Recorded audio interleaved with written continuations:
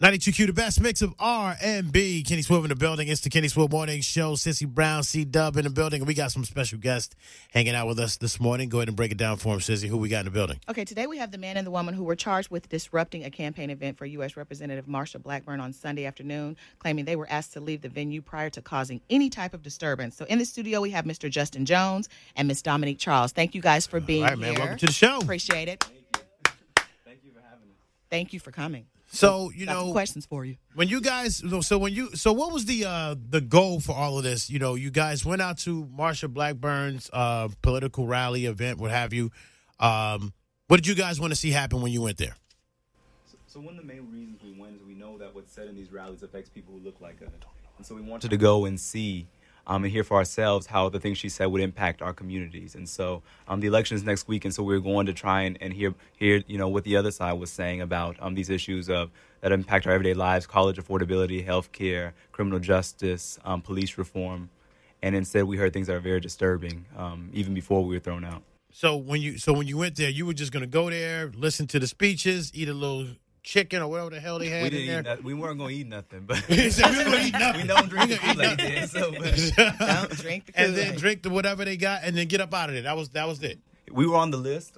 We all RSVP'd. Dominique was on the list. There's about 10 of us on the list. Mm-hmm. And so we RSVP'd. I said my name. They let me in, gave me that sticker. Said, we sat down. As soon as we sat down, they said, the man came over and said, you have to leave. Even before we just sat down, and literally a minute later, he said, you have to leave. So what do you think triggered that, besides I know everybody's like, oh, it's racial profiling. Did you guys do something? Did they see something to make them say, hey, you guys got to go? What was it? He came over to our group first, and so he said... Yeah, I wasn't sitting by them. I was sitting, a little ways over, and I kind of just witnessed this guy in a suit walk up to them and tell them that they had to leave. Like, they weren't doing anything. They were just sitting down talking to each other. Wow, because I was thinking maybe somebody, jumped up and was like, here's my Black Lives Matter shirt or whatever. And then you're like, oh, no, not them. You out of here. So it wasn't that. No, and when we asked them, we said, why are you asking us to leave and not them to leave? Other folks. Yeah, because there were other people that were yelling things as well, but they weren't asked to leave. But they said, you got to leave. And so we said, we're not leaving because we're on the list. And we come from a city where students who look like us used to have to leave establishments. They told people like John Lewis, Don Nash, you have to get up and leave with no reason. Right. And so when he said you have to leave and tell us why, that's what came to my mind. And I said, I'm not leaving. And so he said, well, we'll call the police. And so call the police. We called the police because we hope that the police would come and say that this is unjust, that, what you're doing is not lawful to tell someone to leave when they're on a list. And this is supposed to be a public campaign rally where you invited everyone from Nashville to. They sent us an email saying, come out and hear this. And we came, and as soon as we come in, they want to kick us out. And not only kick us out, but when we got kicked out, they want to beat us. And then we get arrested. So do you guys represent any particular organization or anything like that? We're just students. I'm at Vanderbilt Divinity School. I graduated from Fisk. And I attend Fisk. Okay. So you guys are college students. We're college students. Like John Lewis. Yes. And then just going out trying to see the political process in action, and then you were told that you had to leave with no cause. Yes, sir. So Gillum Ferguson, the spokesman for the Tennessee Republican Party, said it's no secret that this kid has a history of disrupting events, sneaking in, and then trying to cause a scene. This was a private event that we rented out. We politely asked them to leave based upon his history. What do you say about that? I say that is disappointing that they characterize and seek to tell falsehoods. I think what they mean by us being involved, and I think he was calling me out specifically, being involved in other events, is that we have spoken out. We've spoken out against police brutality. We've spoken out about the fact that we live in a state where people don't have health care. And for speaking out, if you're a person of color, they take that as a threat.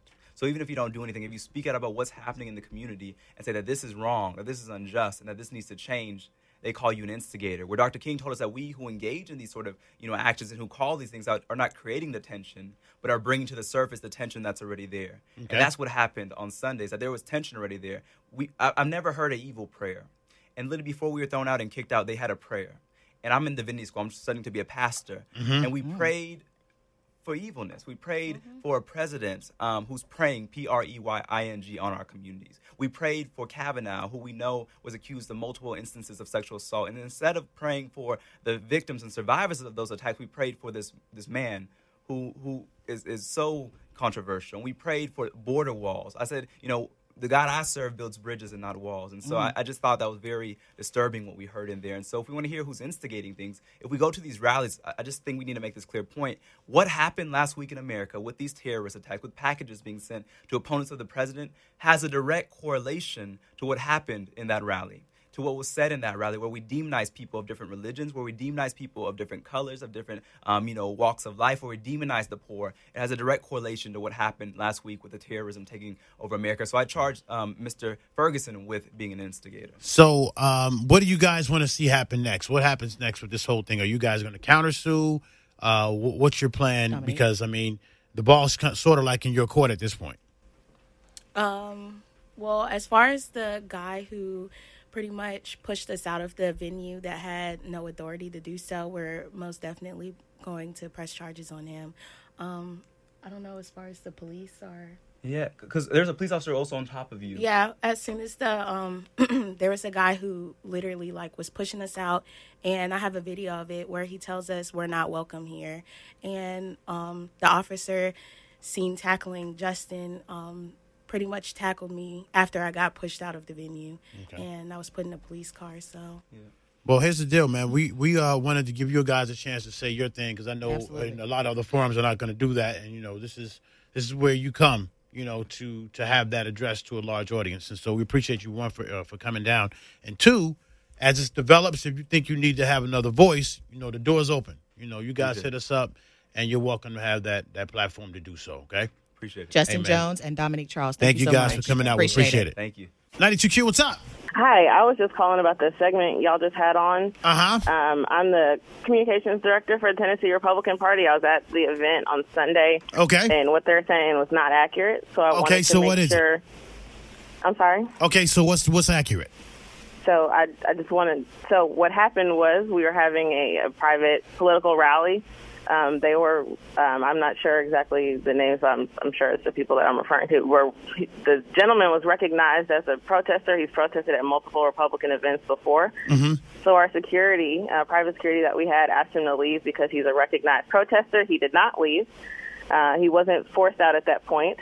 Then while the program began, people, including the two people that you had on the air, began yelling and disrupting the event, at which point they were removed. I'm not sure if it was them, but there were multiple other people that were protesting or were removed. We do not target people of color. I'm a black woman myself, and I find it very offensive that they are trying to imply that we are discriminating against people of color. What we don't want at events are protesters. So they were allowed in. They were asked to leave politely. They did not. Then once they began protesting, they were removed. So to insinuate that we're removing people because of their color of their skin or their race is ridiculous. Okay, and you are, again, your name? My name is Candace Dawkins. I'm the Tennessee Republican Party Communications Director. Okay, awesome. Well, we want to make sure we got that right, and we definitely want to open the floor so that we can hear both sides. So I appreciate you taking the time to call in. Thank you for that. Thank you. Thank you.